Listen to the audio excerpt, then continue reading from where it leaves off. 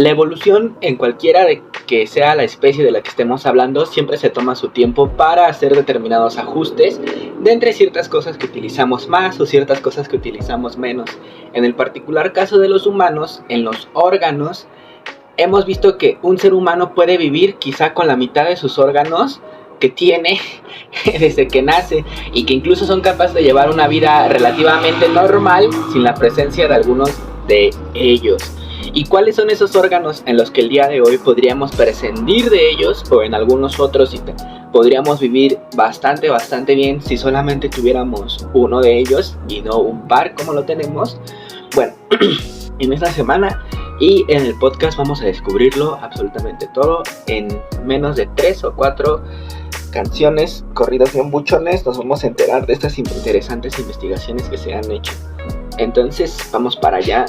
Bueno, el caso es que, por ejemplo, para empezar, las amígdalas, aunque nos protegen de una invasión bacteriana a través de las vías respiratorias, no son imprescindibles. Lo mismo ocurre, por ejemplo, con el apéndice, el vaso, los pezones masculinos, los aparatos reproductores, tanto masculino como femenino.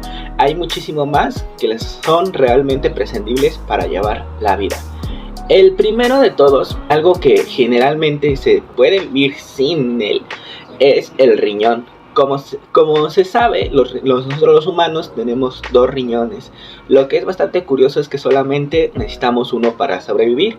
Podemos nacer con un único riñón, donar alguno de ellos, o en todo caso perder alguno de ellos tras una lesión, y no nos acarrearía absolutamente ningún problema de salud. En general, las personas con un solo riñón tienen pocos o ningún problema de salud y una expectativa de vida que es bastante normal. Técnicamente se podría vivir sin los riñones, pero se requeriría un proceso exterior llamado diálisis, porque hay que recordar que la función que desempeña el riñón dentro del cuerpo es justamente como un filtro. Es eliminar toxinas de la sangre y controlar en el agua que recorre nuestro cuerpo los niveles de sales. En otra parte, podríamos vivir sin los órganos reproductivos, y en cuanto tanto hombres o como mujeres se les puede extraer, hablando de mujeres, se les podría extraer el útero como un tratamiento para el cáncer, fibroma, el fibroma uterino, dolor pélvico crónico o algunas otras razones. En cuanto a los hombres, también se podrían extirpar, por ejemplo, los testículos, y como un tratamiento para el cáncer testicular sin que realmente afecte la supervivencia.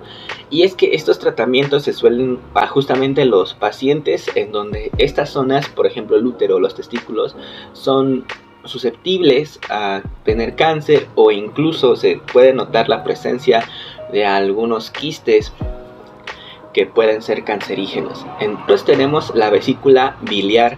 La vesícula biliar es una bolsa interna que contiene la bilis producida por el hígado y la libera lentamente en el tracto digestivo. También produce cálculos dolorosos y puede causar problemas de cáncer y la inflamación. ¿Y cuál es lo bueno de la vesícula biliar entonces? La mayoría de las personas que tienen que someterse a una operación para eliminar la vesícula no nota mucha diferencia en el día al día.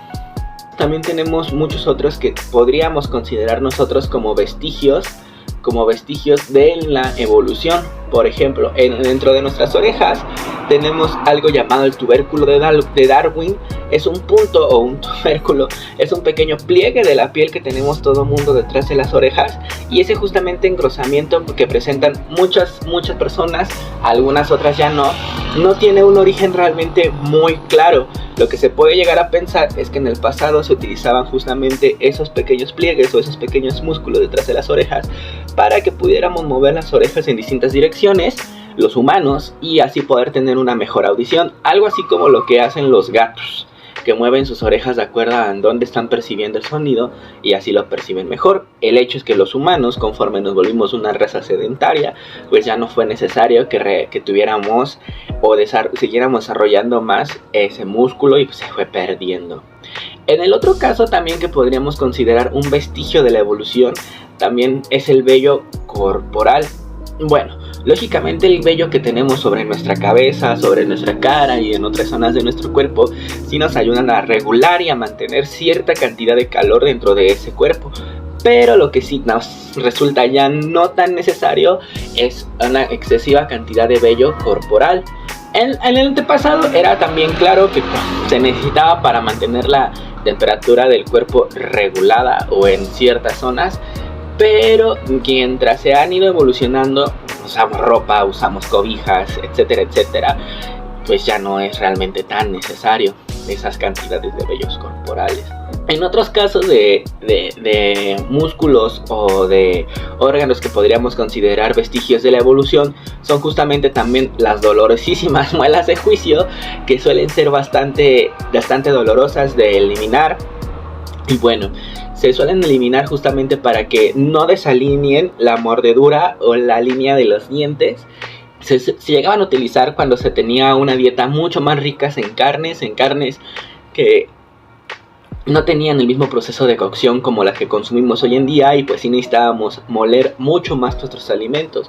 Y otro de ellos también es el coxis, localizado al final de nuestra columna vertebral, que está compuesto de 3 o 5 membranas separadas o fusionadas después del hueso, donde termina la columna. Ese segmento final de la columna vertebral en el cuerpo humano se piensa que se trata de una vértebra sobrante de cuando nuestros ancestros lejanos poseían una cola. Otros de los órganos que podríamos prescindir de ellos realmente son los pezones masculinos, y es que pues no tienen alguna utilidad realmente. ¿Por qué los hombres entonces tenemos pezones? Esto más que nada se debe a que todos los fetos humanos desarrollan pezones incluso antes de que se determine nuestro género, ya sea masculino o femenino, y de allí, aunque los pezones de los hombres no tengan una función, es que están presentes porque se llevan a cabo del desarrollo embrionario.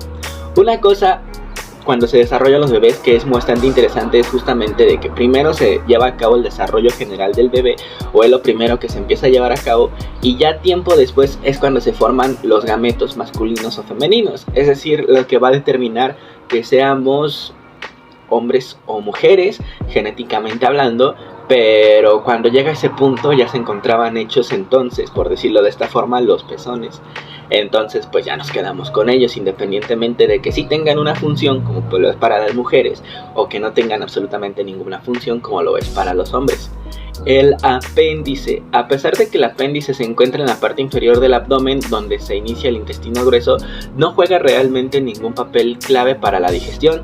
Los expertos sugieren que pudo haber tenido un propósito cuando la dieta humana se componía principalmente de plantas. Ahora lo único que hace es inflamarse e infectarse antes de romperse. Esto cuando alguien desarrolla apendicitis. Y pues bueno, podríamos considerarlo también como uno de los órganos que pues realmente ya no sirven pues de mucho en los humanos. Hablando de esos órganos que ya no sirven de mucho y que muchas veces explotan y causan sí daños a la salud, tenemos al vaso. El vaso es aquel que filtra la sangre y ayuda a que el cuerpo combata las infecciones, pero realmente no es esencial para la supervivencia del ser humano. Este órgano se puede eliminar si por ejemplo estuviera dañado, y sin embargo las personas sin vaso son más propensas a contraer infecciones. Alguno de lo que quizá nunca habías escuchado está como, y es conocido como el útero masculino o como la vagina masculina. El útero prostático, también conocido como la vagina masculina, se encuentra a un lado de la próstata, y al igual que ocurre con los pezones, es algo que se forma incluso antes de que en nuestro cuerpo como bebés se determinen qué género vamos a ser, hombre o mujer.